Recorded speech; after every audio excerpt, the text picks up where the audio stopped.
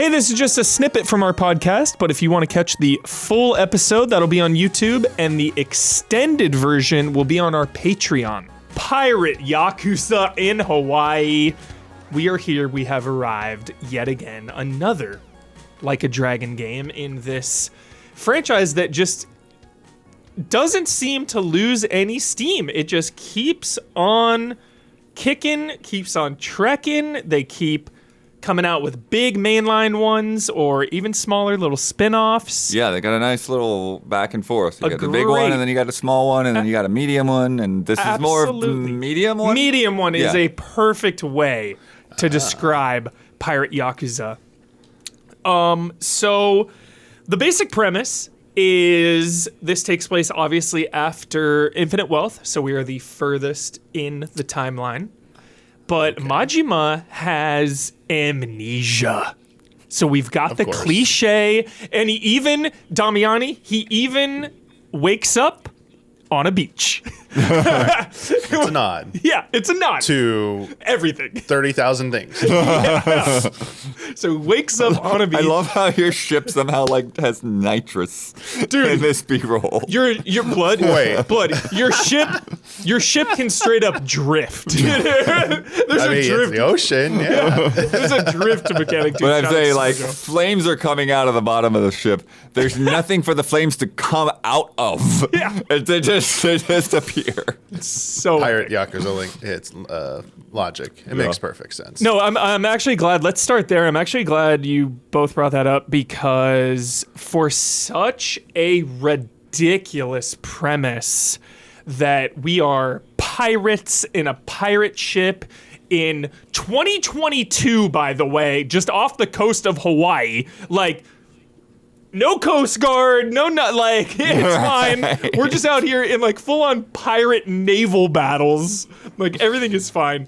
They sell it in such a way, such an earnest, heartfelt, committed way that I didn't question it.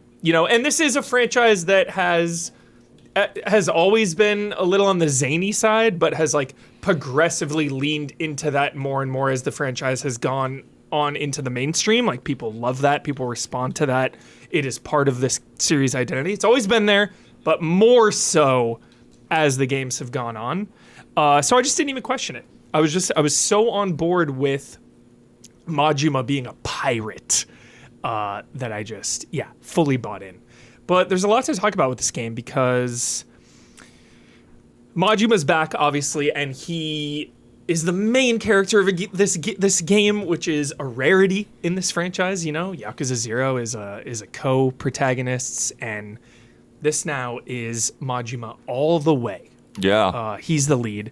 And it's really fun that he has amnesia because things will be referenced, and he'll be like, yeah, I feel like stabbing somebody. That feels like part of me. I feel like I used to do that. He'll say just the craziest shit, but he doesn't really know a lot of the past and a lot of things. He'll see some old friends and they'll be like, oh, Majima, you're alive, blah, blah. He's like, I don't even know you. What? What are you talking about? So yeah, the first many hours of this game is pretty linear, and I think it does it really well because there's so many things to do in this game. And the main storyline, if you follow it, just introduces you to all of them as you go on. So it'll be okay, you're doing the mission now to, get your new pirate fighting style. That'll be a whole big mission. Then it'll be okay, now you got to get your pirate ship. That'll be a whole big sequence and a mission. Or, learning how to craft, learning how to cook, learning all the mini games, learning how to do sub-stories. It'll introduce you to everything, and there's so many things that for quite a while, you're getting into this rhythm before you can fully go open world, freedom. And I liked that pace. I liked the slower pace. A lot of Yakuza games, there's some big threat or some big mystery, and this is more about I'm amnesiac. I have amnesia. I need to recover my memory, but also I meet up with this pirate crew, and we're trying to go to Madlantis, which is like this, Right. What a name. It's called Madlantis, which is like Madlantis. this big pirate haven, and you're trying to figure out some stuff there. But the main agency too is your child companion, Noah.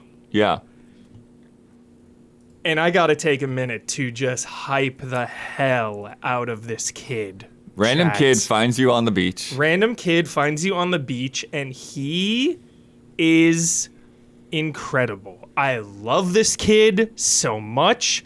This is one of my favorite like Yakuza characters now.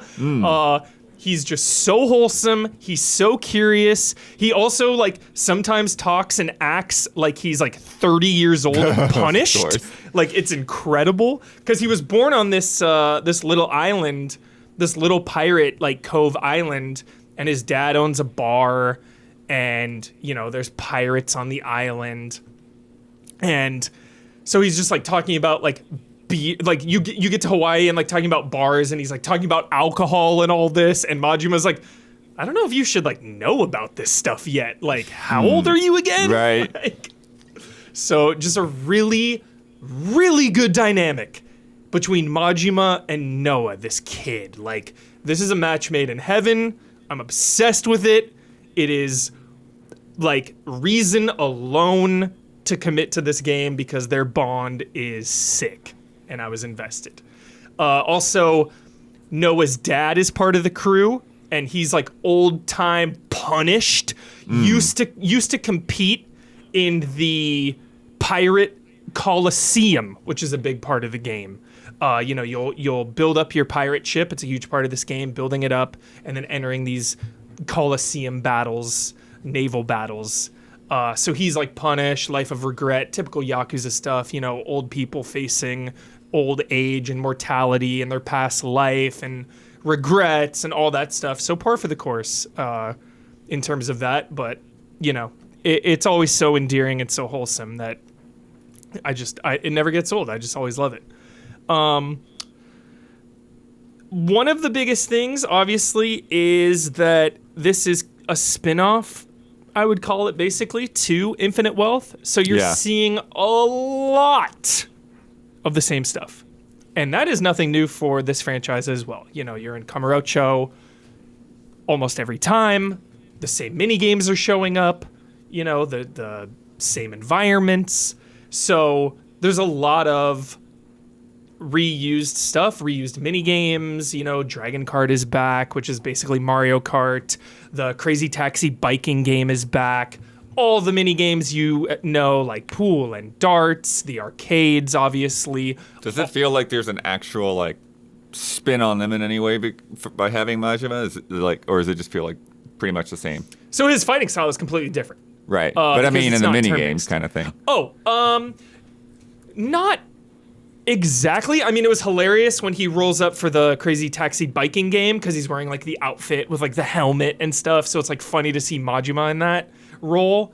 But I would say what really sells it, you know, if you're criticizing kind of the reusing of things, the sub-stories in this franchise are just legendary. And we all know that. You know, I talk about them all the time. We all know it.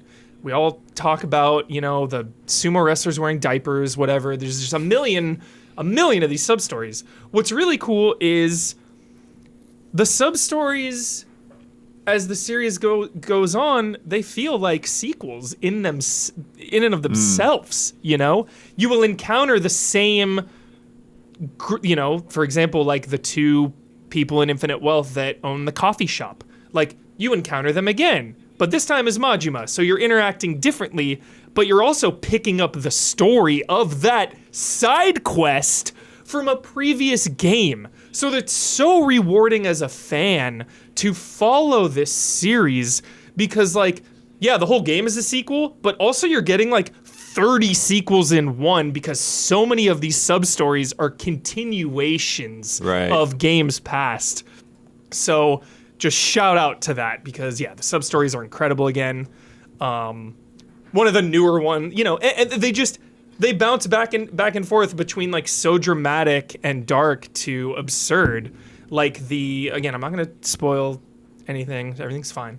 But like the animal wrangler from Infinite Wealth comes back, where he's trying to like put on a circus for people, and he's just got like a polar bear in an ice cage. And he's like, yeah, the cage will keep the polar bear cold. Everything's fine as long as we keep like blowing cold air on it. And then of course he like trips and the thing malfunctions and it melts and the polar bear gets out, and you're like, all of a sudden you're fighting a polar bear on the streets of Hawaii. Like absurd, right? Absolutely crazy. It's a lost nod. Totally. Don't tell me how to, yep. But then another... But then, like, the one more sub-story I'll tell you is, like, you meet up with this guy who won tickets to see his favorite pop idol. And the pop idol is going to be on a bus tour, and he's afraid to go on. He's like, what if I say something stupid, blah, blah, blah. And you're like, no, like, go on. She'd be so bummed if you didn't go. Like, this was a special event. Like, you should go. So then everything starts out, like, pretty wholesome. You know, she's making everybody happy. All the guys are just like, there she is, the idol. And then it's like, okay, lunchtime. And the lunch is like some like oolong tea and like fried fish balls. It's like really low budget. And then they like go to the mall and they're like, okay, we're going to go shopping with her. Like, this is our dream come true. And she's like, yeah, we have to leave in like 5 minutes. Better get back to the bus or we're leaving. So, like, it turns out, you know, she's kind of manipulating all of these fans. And, like, that leads to, you know, some pretty serious conversations about, like, celebrity and what you owe your fans and boundaries. And, like, Yakuza always goes so hard on some of these, like, just life lessons. And they're so relatable. And, you know, like I said, you're going from fighting a polar bear 1 minute to thinking about, like, wow, like, social media and celebrities and influencers and, like, wow, I'm, like, thinking deeply about this stuff now. So, yeah, the sub-stories, just as incredible as they've always been. Combat, if you don't like the turn-based stuff and you prefer the action stuff, I mean, it's obviously back here. It's a little more chaotic. I think that plays into Majima's strength as the Mad Dog, you know. Just pretty mashy. You know, he's got two primary styles. He's got the Mad Dog with his little blade, and then he's got the Pirate style, which is more group AoE focused, because he's got the two cutlasses, and he's swinging those everywhere. You can throw them. You get a hook earlier, because it ties into, like, oh, a pirate needs a hook, but it's a grappling hook. So you can use it out of combat to, like, traverse areas, but then you can also use it to, like, hone in on people, because a lot of people have guns, and guns are pretty lethal in this time around. You have a gun, too, in the pirate form. You can, like, shoot them. Like, it's like a charge-up attack.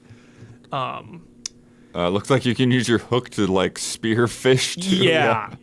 Yeah, and then obviously, like, one of the main things is the pirate ship, of course. Yeah, I'm curious here, because I saw, like, some like, maps and stuff like that, showing, like, treasure maps and that kind of thing. So how much of that is going on? Because it's like, obviously we've got the battles, obviously we've got Atlantis and the races and stuff, but how much is just, like, get on a ship and see what you can find? Yeah, so you can... Back it up, like, for 1 minute to preface it.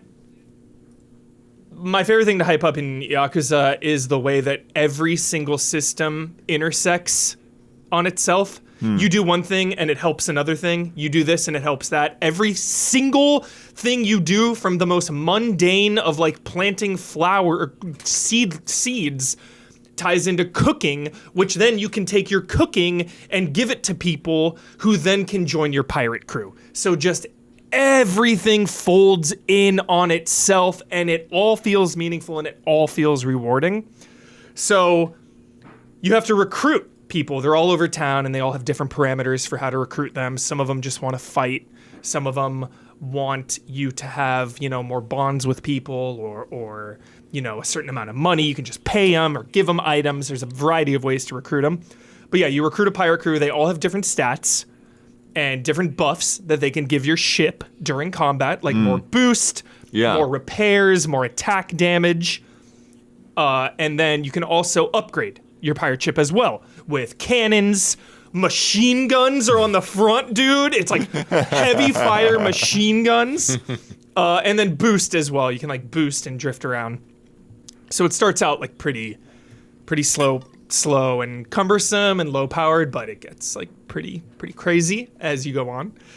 So one of the main things with it is little mini regions that you can explore freely, and there will be roaming pirate ships that you can attack, and you take them out. You get some rewards there. You can like board the pirate ship when you take it down, and then you have like this big battle. So, friggin' Black Flag style, Don. There's a lot of Black Flag nods in here for sure. And then what's really cool is in those areas as well, so there'll be like bounties for like the bigger ships or whatever, but then the treasure, and those you just pull up and you dock on an island, and then you'll have to run through basically like not a dungeon, but like the old Yakuza games when you would like invade a building or whatever, you'd raid a building, and you'd have to like get to an end point and then fight a boss or whatever. Same kind of thing here. You get, you dock at a place, kill all the enemies, little mini boss, and then you get a really good treasure chest, like a reward. And that'll be, some good loot. The rings are the main loot this time around. You can wear 10 rings on your fingers, and each ring just gives you stat buffs. So it's pretty streamlined, not too complicated, and I really like that.